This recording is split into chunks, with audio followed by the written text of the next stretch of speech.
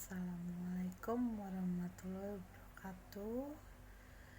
Selamat bertemu kembali di mata kuliah metodologi penelitian teknik industri pada sesi pertemuan yang ke-11. Materi mengenai sesi pertemuan yang ke-11 ini adalah teknik analisis data.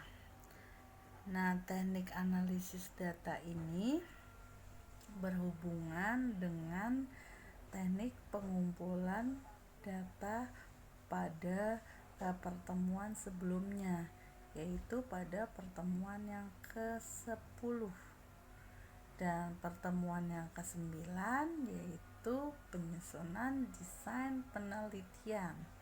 Desain penelitiannya itu seperti apa? Pada dasarnya, untuk baik desain penelitian, teknik pengumpulan data, dan teknik analisis data itu bahwasannya sudah termasuk ke dalam bab 3 ya.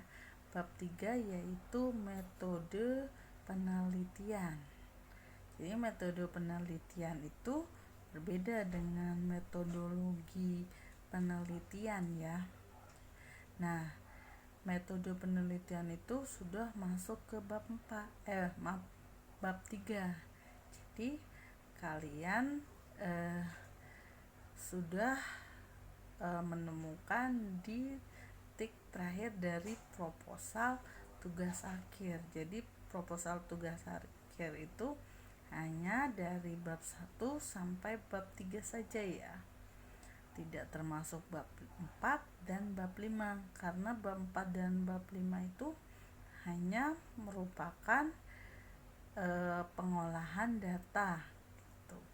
Jadi persiapannya itu ada di bab 1 sampai bab 3.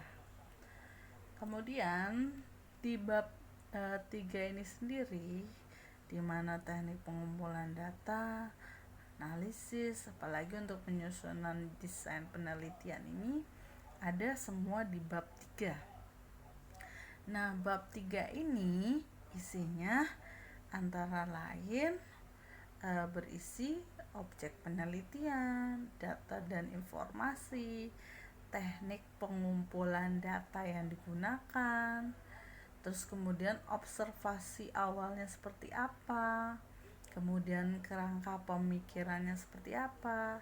Nah, harap diketahui bahwa untuk teknik pengumpulan data itu ada 2 teknik, yaitu yang pertama menggunakan teknik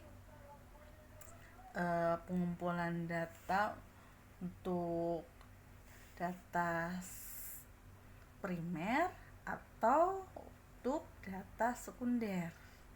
Nah, kalau untuk data primer itu biasanya data primer itu diambil dari pengukuran waktu secara langsung ataupun wawancara secara langsung. Untuk penyebaran kuesioner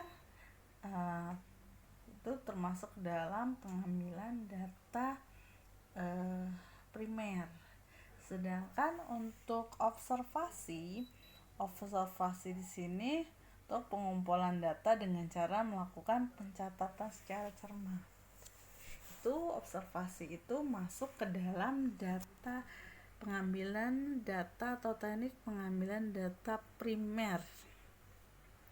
Kemudian untuk pengambilan data secara sekunder itu artinya pengambilan data langsung ke perusahaan dengan mencari dokumentasi, sejarah perusahaan, foto-foto perusahaan. Nah, itu masuknya ke data sekunder ya.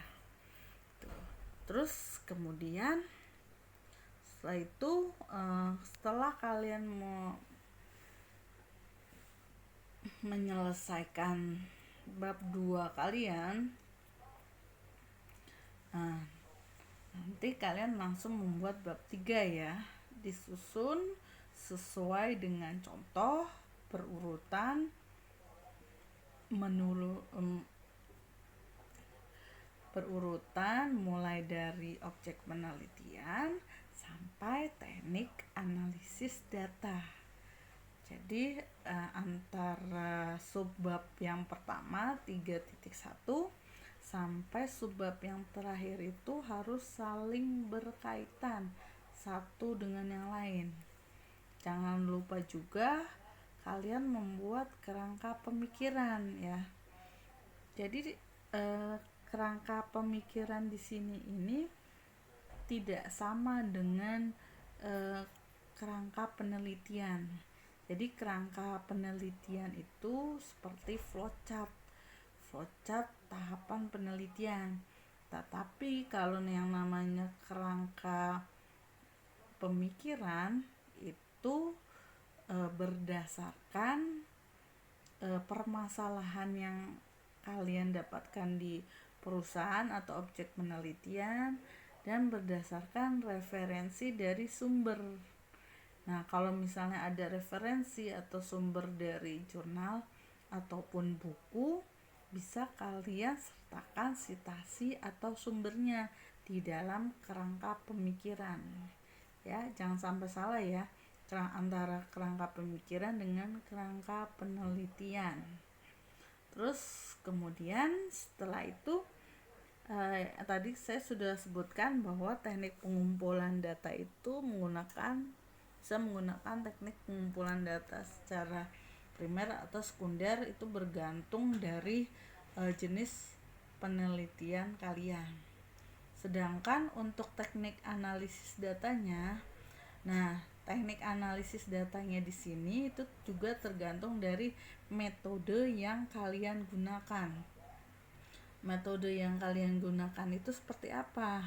Misalnya metode Six Sigma.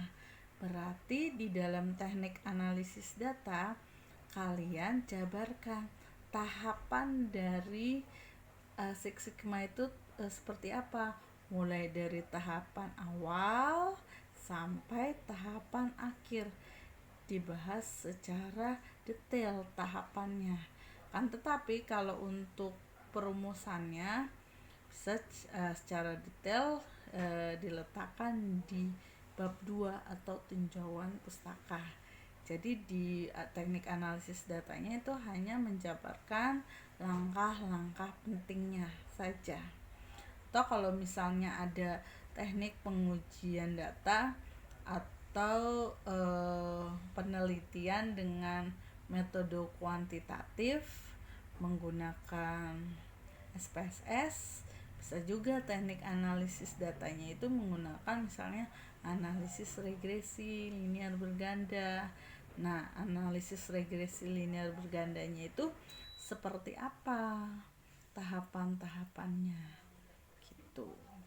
Namun apabila kalian di dalam teknik analisis datanya tersebut tidak hanya sekedar menggunakan satu metode saja, kalian juga bisa jelaskan metode mana yang harus dikerjakan terlebih dahulu, kemudian metode mana yang setelah metode tersebut gitu.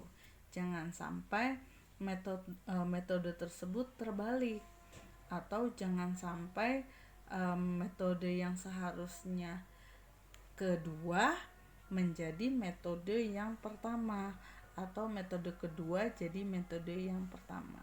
Jangan sampai terbalik seperti itu ya. Nah, diharapkan dari adanya penyelesaian bab 3 atau metode penelitian ini, kalian artinya sudah bisa menyelesaikan atau membuat yang namanya proposal tugas akhir atau proposal skripsi. Nah, nanti akan saya cek apabila kalian sudah selesai sampai bab 3, apakah bab 1, bab 2 dan bab 3-nya itu sinkro atau tidak. Nah, kalau tidak sinkro, mungkin nanti akan saya berikan masukan bagaimana agar proposal TA kalian itu bisa sinkro sesuai antara rumusan, tujuan, dan desain penelitian, apalagi nanti pada saat pengolahan datanya. Oke, kalau misalnya ada pertanyaan silakan tanyakan langsung secara japri melalui WhatsApp ke saya gitu. Bagi yang ingin melanjutkan bab 2 dan bab 3 silakan dikirim ke Google Classroom dan dikonfirmasi ke saya apabila sudah mengirim. Demikian sekilas penjelasan saya mengenai tugas metodologi penelitian teknik industri atau METLIT TI. Semoga kalian dapat memahami dari setiap penjelasan yang saya jelaskan tadi. Terima kasih. Assalamualaikum warahmatullahi wabarakatuh.